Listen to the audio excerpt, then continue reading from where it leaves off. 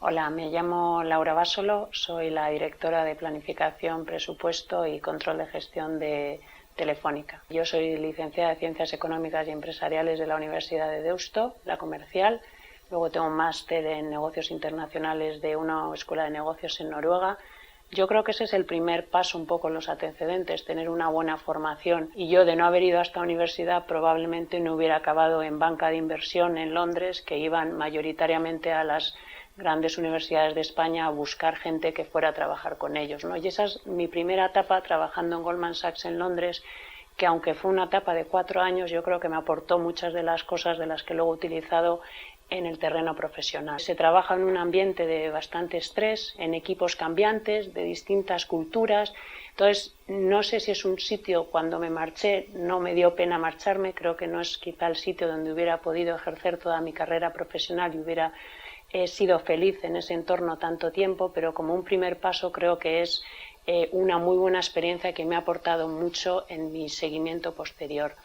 Luego ya me volví a España y ahí trabajé en Terra Networks, donde también fue un entorno tremendamente complicado pero tremendamente motivador. Era una empresa en la que estaba todo por hacer, estábamos comprando compañías, la estábamos sacando a bolsa. Posteriormente, después de haber estado unos 6 años en Terra se fusiona con la corporación. La gente de Telefónica ya me conocía, Terra siempre había formado parte del grupo Telefónica, con lo que me conocían muy bien, y de ahí me hicieron pasar a llevar lo mismo que llevaba en Terra, que era control de gestión, pero ya para todo el grupo Telefónica.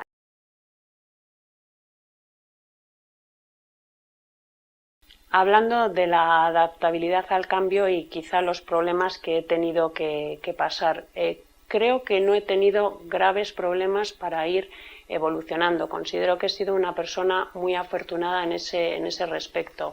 Lo que sí he tenido que hacer es trabajar duro.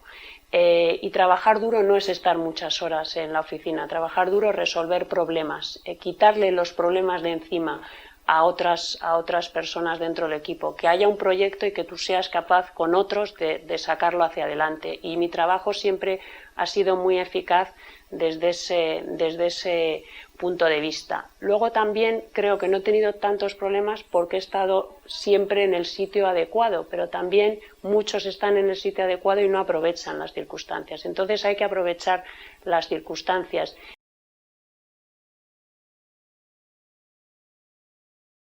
¿Qué habilidades creo que son importantes para triunfar profesionalmente? Pues yo creo que cada vez más es trabajar bien en equipo.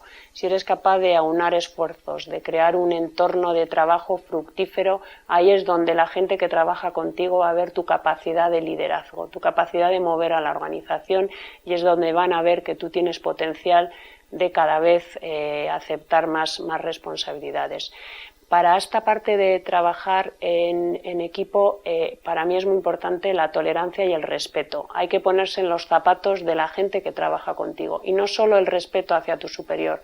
Debemos respetar por igual hacia el superior, colaborador y tus laterales. Creo que es fundamental que la gente quiera trabajar contigo, que sepa que contigo se puede trabajar bien, y a la hora de ir aceptando nuevos retos es fundamental que la gente te apoye. Cuando digan esta persona puede tener esta posición, que el resto de la gente diga sí, veo a esta persona en esta posición. Y eso solo sucede si te aprecian, si han trabajado contigo y han comprobado que eres un líder. Y para eso, para mí, cada vez es más importante la capacidad de trabajar en equipo y sacar proyectos adelante. Y la tolerancia y el respeto son fundamentales. No debemos ser egocéntricos, tenemos que sacar lo mejor de nosotros mismos y lo mejor de los demás. Y la capacidad de liderazgo al principio de tu carrera no es tan fundamental, pero a medida que vas avanzando es clave.